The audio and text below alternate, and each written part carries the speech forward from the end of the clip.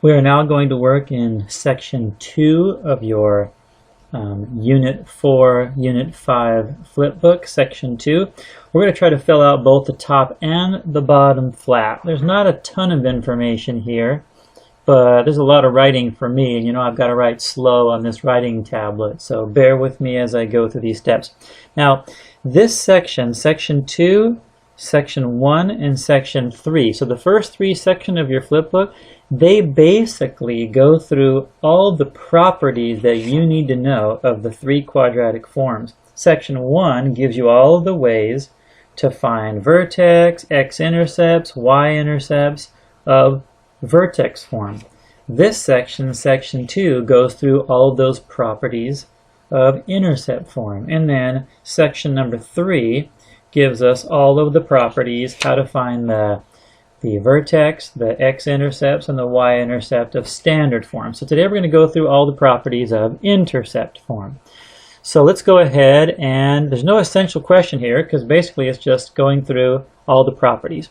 So let's write down in this box right here, what does an intercept form quadratic look like? And it's going to look like this. Y is equal to, we've got a value of a. By the way, that a value works exactly the same as the a value of standard form and the a value of vertex form. Negative a turns the graph upside down or opens down. Absolute value of a greater than 1 stretches the parabola, and absolute value between 0 and 1 compresses the parabola. So a works exactly the same. Then we have 2 sets of parentheses here. We have x minus p, fix that parenthesis, x minus p, and x minus q. We just use these 2 values. We don't want to use a and b or c, h or k, any other letter that's going to confuse you from what that value does in the other quadratic form. So we're just using 2 unique letters, p and q. All right, and then over here in this box, class, I'm going to write down a sample intercept form quadratic, and we're going to go through, as we go through the different properties, we're going to show how we solve each of these as a sample. So let's write a sample intercept form quadratic. So let's write y equals 3 times x plus 1 times 2x minus 4. So there's our sample intercept form. All right. First section is, how do we find the x-intercepts with intercept form? The cool part is that's pretty easy. That's why we call it intercept form. In class, I'm trying to remind you that the x-intercepts could also be called the zeros, because it is the values of x that change y to 0. Or we can call them the solutions. One other way to talk about them is we call them the roots. So if you see any of those 4 words, they're all meaning the exact same thing. And I think we've learned this already in class. I'm not sure, but if we haven't, I'll just go over it again. The way you find the x-intercepts or the zeros is to take each term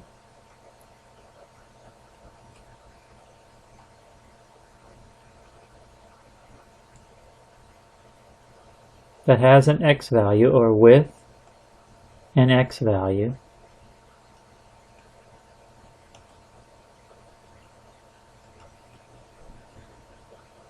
set it equal to 0,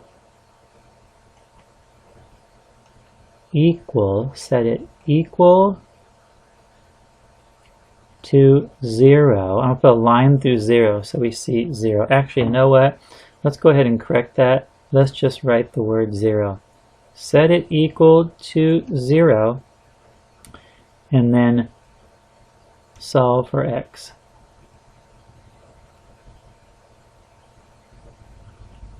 And solve for x. So here's what we do. Let's take a look at our example equation. We've got a binomial here in the middle, so we're multiplying 3 different terms. We got 3, which is our a value. Here's our second. We can just call this a term or treat it as a term. It's a binomial, x plus 1. And we've got a third term, 2x minus 4. We're multiplying those 3 sections or 3 terms together.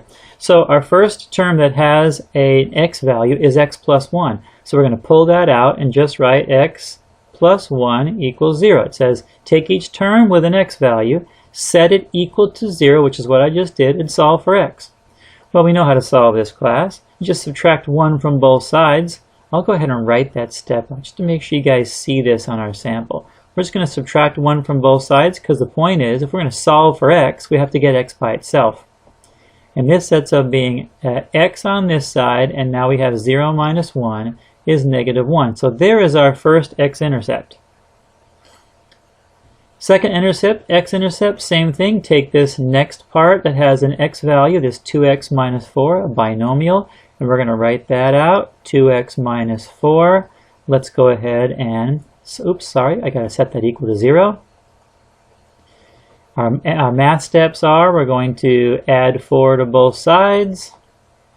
I hate to write these steps out, but I know some of you still need this, so I want you to see all the steps.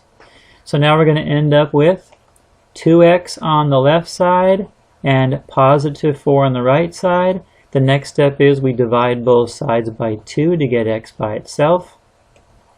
And we're going to end up with x equals 4 over 2, which is 2. So now we've got x equals negative 1 and x equals 2, and those happen to be our x-intercepts. So our x-intercepts are, let's put on here, our x-intercepts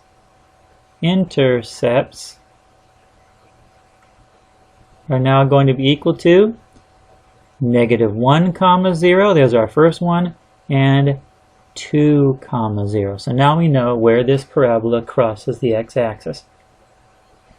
All right, next step here in this list, how does A affect the graph? Well, the great part is, class, you've already learned this. The A value works the same in intercept form as it does in vertex and standard form. That means a positive A, the parabola faces up.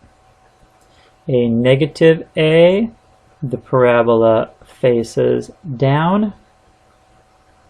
And then an absolute value of A greater than 1, we stretch. And an absolute value of A between 0 and 1. And now to just kind of squeeze this in, sorry about this, I didn't plan too well in advance. This is going to compress.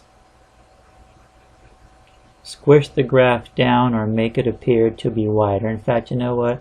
Let's go ahead and fix this. I can move this over. Let's organize this a little bit better. I'll try this again. We've got an absolute value of A greater than 1. We stretch or make it look thinner. An absolute value between 0 and 1, it compresses. All right, the next question here, how do the x-intercepts affect the graph? Well, how do the x-intercepts affect any graph? If I move the x-intercepts, the logical thing is the x-intercepts move. It just changes the parabola and moves it along the x-axis. So what you're going to write here is, how do the x-intercepts affect the graph? Changing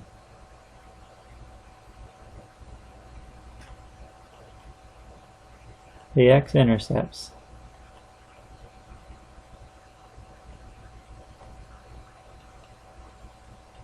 Changing the x-intercepts will change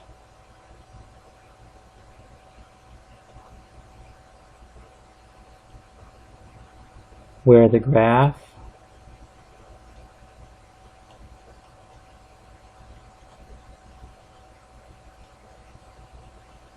crosses the x-axis.